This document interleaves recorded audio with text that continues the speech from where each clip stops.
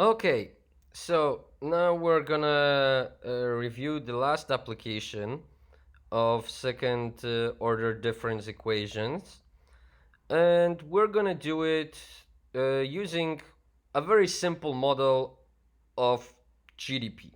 Look, the model is outlined over here. Yt is equal to alpha 1 minus a1, yt minus 1, so first lag, minus ay minus a2, yt minus 2 plus beta 1 times t.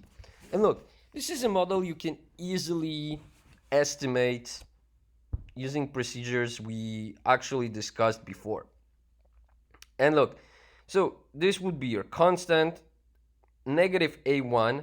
You expect actually negative a1 to be positive because later we will be moving it to the other hand side of equation. And the same goes for a2, in negative a2. But as you see, those will be the coefficients on the first two lags of GDP. And here we have deterministic trend. So a year times beta 1, or first quarter, second quarter, whatsoever. But look, this is, of course, we're going to look at it from economic perspective first. So let's introduce some assumptions. We assume that it should be alpha 1 is bigger than beta 1, and beta 1 is then bigger than 0. Okay, what else do we have? We are assuming that a1 is somewhere between negative 1 and 1, and a2 is somewhere between 0 and 1. So you see, in this case, we are assuming actually that in the first equation, at the first lag, we can have actually both positive or negative sign. In practice, we usually get here positive sign. On the second lag, we will have negative coefficient. Okay, what happens if these are our results? Let's see. Okay, first thing, maybe a good idea to move all expressions with y to the left hand side of the equation, and then what we can do is, of course, to move all the subscripts so we can have it in a form that is more familiar to us. Okay, and let's start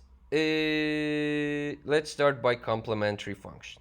Look, in this case, as you see from assumptions, a1 square we assume is lower than 4a2. And maybe one more thing here. Remember that those two assumptions actually imply another assumption, that those two are bigger than negative 1. a1 plus a2 is bigger than negative 1. Why is this important? We'll see in a minute. Okay, but let's go back to complementary function. So if this is the case, we see that we will encounter case 3. So we will have complex roots. So this is the complementary function we are dealing with. And look, actually, the only thing that we can calculate over here is r, and r is simply square root of a2. So consequently, this is our complementary function. Now, a2 is between 0 and 1 by assumptions.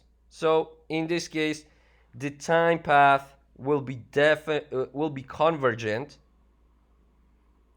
and will be characterized by fluctuations. But at the same time, remember that here we will have fluctuations, not oscillations, that are produced, of course, under different circumstances. Okay, so we know what happens after GDP is thrown out of the equilibrium, but what is the equilibrium? Look, in this case, because we have both alpha 1 and beta 1 t, we need to use methods of undetermined coefficients to find particular solution responsible for equilibrium.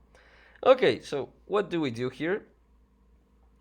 We are assuming that yt equals to some b0 plus b1t, and consequently, then yt plus 1 is b0 plus b1 times t plus 1, which gives us this expression after multiplication. Now we substitute t plus 2 instead of t, and we get this.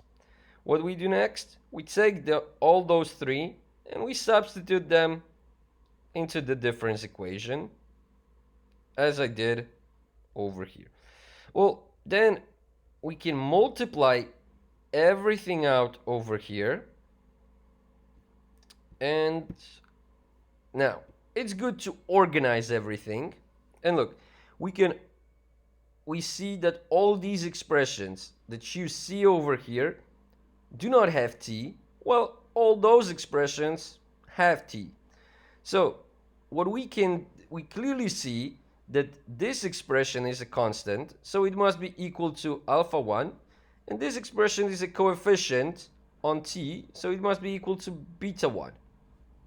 And look, right away we can calculate that b1 1 plus a1 plus a2 equals to beta 1, and we obtain the value of b1. And you see, this is why this assumption was important, because now we can be sure that this number can be is not that beta 1 is not divided by 0, so we can obtain this number. Okay, now for b0 to find b0, we equalize the second part with alpha 1, and we utilize the information that we already obtained, that b1 is this. Now, moving this part on the other hand side of the equation, we got b0. Now all we have to do is to divide both sides by 1 plus a1 plus a2, and we obtain the expression for b0. And look, now our complete solution has this complementary function and this particular solution. So you see here we've got our equilibrium state is a moving equilibrium, so we have a secular deterministic trend. Now, so how do we put it on a graph? Look, I did it. I did it like this. Oh, of course, here we have yt. Here should be t, but I see the picture when I was taking a photo, it was cut out a little bit. And of course, alpha is our constant. So look, here we need to make one additional assumption, that alpha must of course be positive. So alpha 1 divided by 1 plus a1 plus a2 must be bigger than the second expression. If we divide both sides by positive expression, 1 plus a1 plus a2, which we get from the assumptions, we see that under this condition, which is really easy to obtain, because we expect alpha 1 to be a very big number compared to everything else, we see that this will be positive. And look, from this moment on, we start having secular increase, so because we have positive coefficient on t. And look, remember, I especially drawn here trend and everything, let's just say all auxiliary things with a pencil, while the dots that you see over here are actually denoting the values we observe at each point of time over here.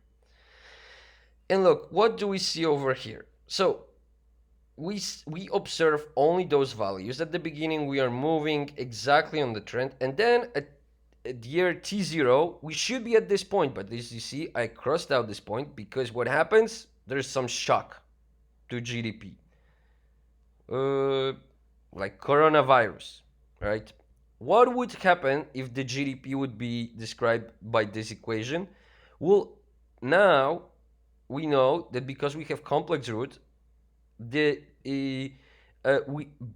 know that we will have convergence, so GDP will go back eventually to its equilibrium level given by the moving equilibrium, but it will be doing so with fluctuations using this sinusoidal shape. And look, but there is one important thing here to notice. Look, even though this swing, if let's just say this equation perfectly describes GDP, if let's just say each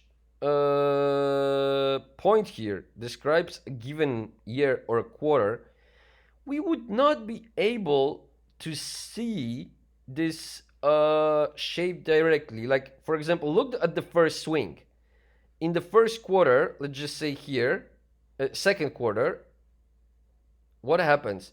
Like, we see very big. Oh, actually, the better interpretation here would be a year. But you see very big swing, and it just takes place over 1 year, let's just say. Right?